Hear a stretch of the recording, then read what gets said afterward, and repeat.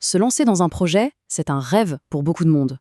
Mais bien souvent, ce rêve se heurte à la réalité. Pas assez de temps, pas assez d'argent, pas assez d'énergie. Et si toutes ces limites n'étaient pas des obstacles, mais plutôt des instructions? On va voir ensemble comment transformer ces contraintes en véritables règles du jeu, pour créer un projet qui soit vraiment unique et authentique. C'est parti! Tout commence presque toujours ici, avec cette petite voix dans notre tête qui sème le doute avant même d'avoir fait le premier pas. Une voix qui, parfois, devient assourdissante et qui pose une question particulièrement paralysante. Qui suis-je pour faire ça? Voilà, c'est la question typique du syndrome de l'imposteur. Elle touche un nombre incroyable de créatrices et de créateurs en devenir, et pour cause. Elle est souvent nourrie par des obstacles qui, eux, sont bien réels. On parle de quoi concrètement? D'un temps qui ressemble à un gruyère, plein de trous, d'un budget super serré, d'une énergie qui fait le yo-yo, ou encore de ce sentiment de n'avoir aucun contact, aucune légitimité. Tout ça, ça peut vraiment ressembler à des murs infranchissables. Mais l'idée, c'est justement de changer complètement notre regard là-dessus. Et c'est là que tout bascule. C'est le changement de mentalité qui est essentiel. Au lieu de se battre contre ces contraintes, l'idée, c'est de s'en servir, de les transformer en une force, et même en la signature de son projet. Le point de bascule, il est là. Une contrainte, ce n'est pas un échec, c'est une donnée. C'est une information qui nous guide vers le bon format, le bon rythme, la bonne stratégie. En fait, c'est un peu comme un GPS créatif. Par exemple, un temps limité. Eh bien, ça force à être efficace. Au lieu de rêver d'un projet qui demanderait 8 heures par jour, cette contrainte nous pousse à imaginer des formats beaucoup plus courts, plus directs, qui vont droit au but. On est obligé de se concentrer sur ce qui apporte le plus de valeur, sans rien de superflu. Prenons un cas concret. Qu'est-ce qu'on peut vraiment faire avec seulement 1 heure par jour? Pas grand-chose, on pourrait se dire.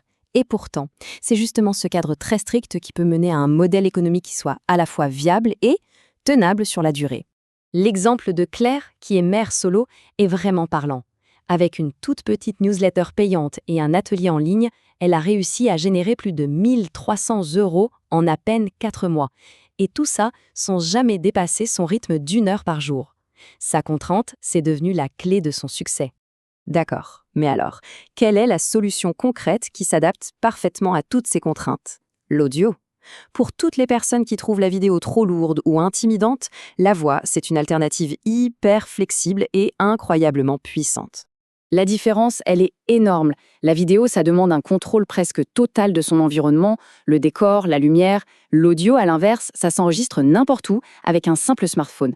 Pas besoin d'être parfait visuellement, ce qui est génial quand l'énergie varie, et surtout, ça crée un lien très intime, très direct. Et ça, c'est l'une des plus grandes peurs, le son de sa propre voix. Mais soyons clairs, cette voix unique, avec ses petites imperfections, c'est précisément ce qui va créer la connexion. Aujourd'hui, les gens ne cherchent pas une voix de radio toute lisse, ils cherchent de l'authenticité. Alors, par où on commence? Voici 3 idées toutes simples.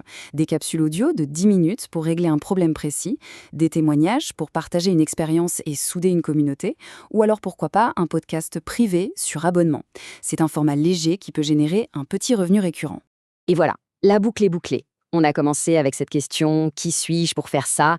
Finissons en redéfinissant complètement ce qu'est la légitimité. Parce qu'elle ne vient pas du tout de là où on le croit. La légitimité, ce n'est pas un diplôme, c'est l'expérience vécue. C'est l'impact concret qu'on a eu, même à toute petite échelle. Le simple fait d'avoir aidé ne serait-ce que 3 personnes de son entourage, ça prouve qu'on a une expertise réelle, une valeur tangible. C'est ça le vrai point de départ. Et on termine avec la pensée la plus importante.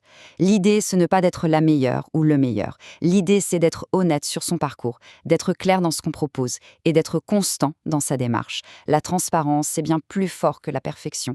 Et c'est peut-être ça, la clé pour enfin oser utiliser sa voix.